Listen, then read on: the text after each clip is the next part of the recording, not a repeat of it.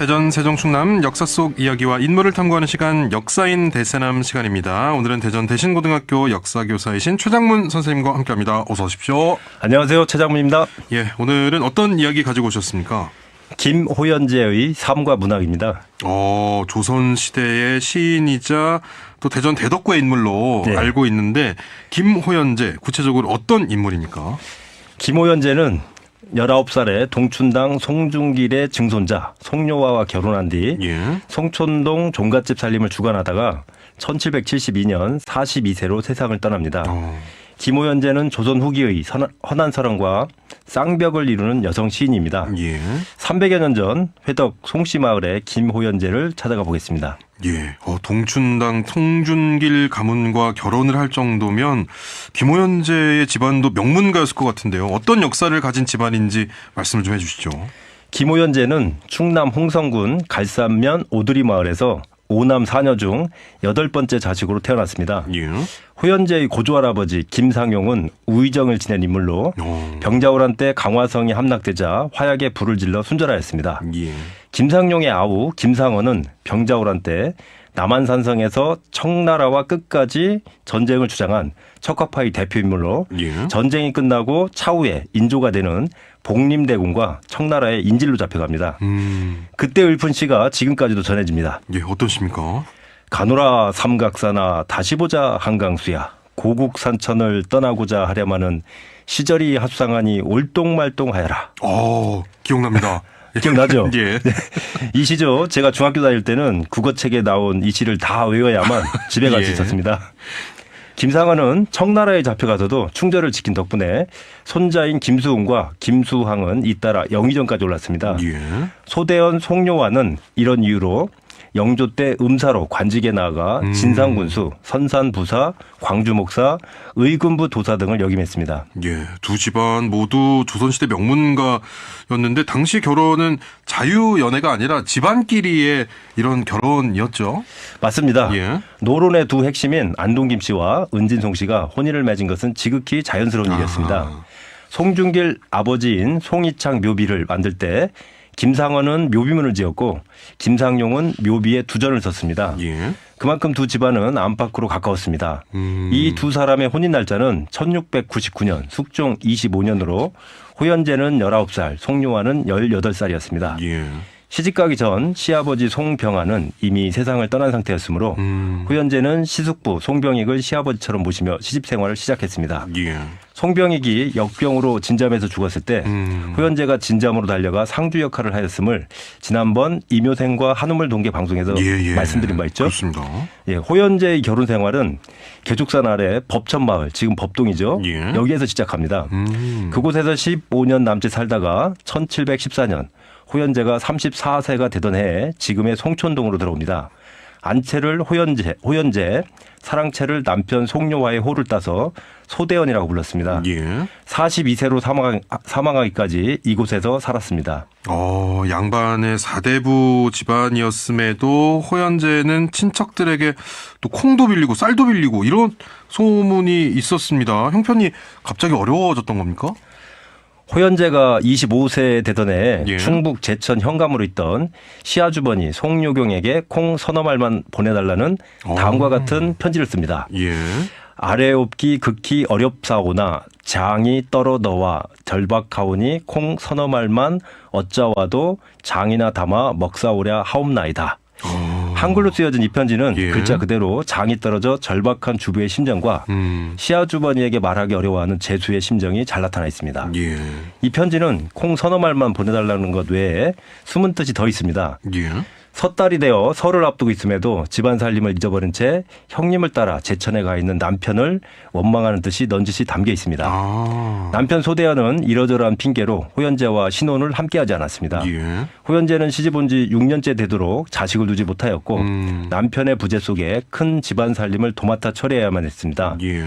이 편지를 썼을 때도 남편 소대현은 제천 현감으로 있는 형님 댁에 머물러 있었습니다. 빌리는 건 콩만이 아니었습니다. 예. 쌀도 떨어졌습니다. 아이고. 친정오빠에게 편지를 써서 쌀을 빌리기도 하였죠. 예. 다음은 친정오빠 삼산 군수에게 쌀을 구걸한다라고 지은 걸미 삼산 군수라는 시입니다. 진행자님께서 한번 읽어주시죠. 예. 호연당 위에 호연한 기운이 있어 물과 구름 살인문에서 호연함을 즐기네. 호연함이 비록 좋으나 곡식에서 생겨 삼산 태수님께 쌀을 빌리니 또한 호연하구나. 예. 네. 쌀을 빌리면서도 이처럼 당당하고 그렇습니다. 의연합니다. 예. 그런데 곱씹어서 생각해 보면 남편이 가장으로서 집 밖으로만 돌아 집안 형편이 어렵고 본인 또한 힘들다는 것을 오빠에게 은근 하소연하고 있음을 느낄 수 있습니다. 결론적으로 말하면 경제적 어려움보다는 집안일을 돌보지 않고 밖으로만 맴도는 남편에 대한 원망이 섞인 편지를 시아주머니와 친정 오빠에게 쓴 편지라고 할 수 있습니다. 예.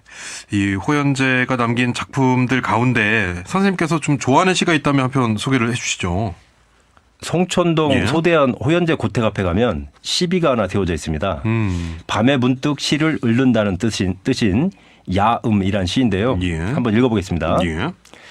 달빛 잠기어 온산이 고요한데 샘에 비친 별빛 밝은 밤 안갯바람 댄잎에 스치고 비잇을 매화에 엉긴다.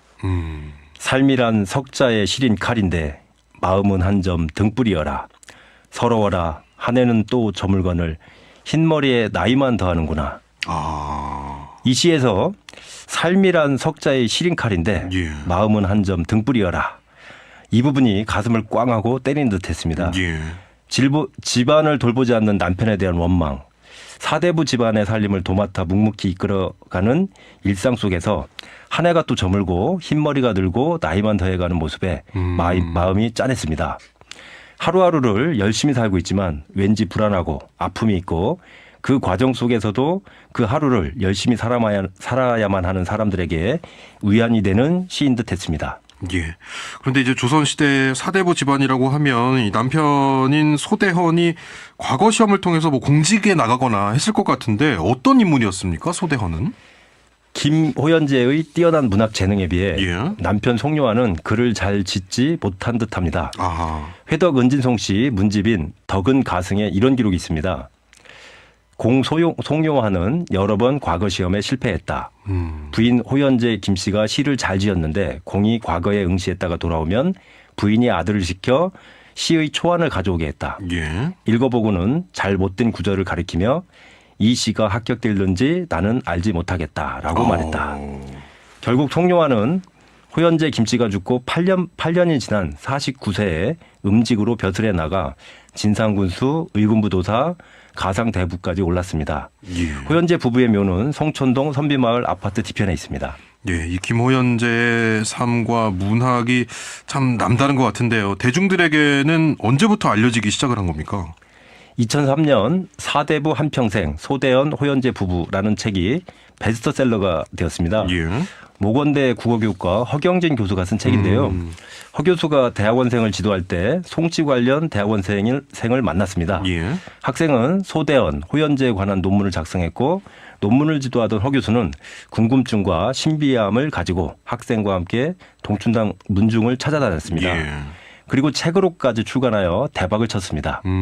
그런데 이 책이 베스트셀러가 되어 허경진 예. 교수가 유명해지자 모건대를 떠나 서울로 떠납니다. 연세대학교 국어교육학과로 옮겨간 것이죠. 예. 허 교수는 연세대에서 석박사를 받은 연세인이었습니다. 대전으로서는 참 안타까운 일이죠. 예. 그러나 허 교수가 떠나고 또 한 분의 고수가 등장합니다. 예. 문희순 충청문화연구소 소장입니다. 김호연재의 문학과 삶 속에서 20년 남짓 동거동락하고 있고 현재 대전일보에 충청여 지도를 연재하고 있습니다. 예. 이 연재글의 대표작이 김호연재 관련 글들인데요. 조만간 책으로 만들어져 대전과 전국을 다시 한번 놀라게 할 것이라고 생각합니다. 예. 자, 마지막으로 김호연재의 삶과 문학을 통해서 전하고 싶은 말씀이 있으시다면요. 문학이나 역사는 모두 사람들이 살았던 이야기입니다. 그들이 남긴 작품과 기록도 중요하지만 그들이 살았던 생활 공간은 더욱 중요하죠. 예. 대전 송촌동에는 옛날 김호연재 작가가 살았던 집이 남아있고 얼마 전까지 그 종손이 10대째 살고 있었습니다. 예. 이런 면에서 송요와 김호연재 부부의 옛집은 고전문학의 보물창고입니다. 경부고속도로가 생기고 아파트가 들어서면서 고택 주변 환경은 축소되었지만 고택 동편 연못과 담장 사이의 대나무 숲길, 동춘당 고택과 하나로 연결된 뒷담장, 호연제 대청마루 뒤편에 있는 수백 년은 좋게 된 낙락장성 등이 남아 있습니다. 예. 책 속에서만 고전 문학을 배웠던 학생들에게 옛 시인의 집에서 시인의 작품으로 시인이 말했던 소나무, 연못동을 바라보며 조선시대 여성 시인 김호연제의 작품을 감상할 수 있는 곳이 우리 지역에 있습니다. 예.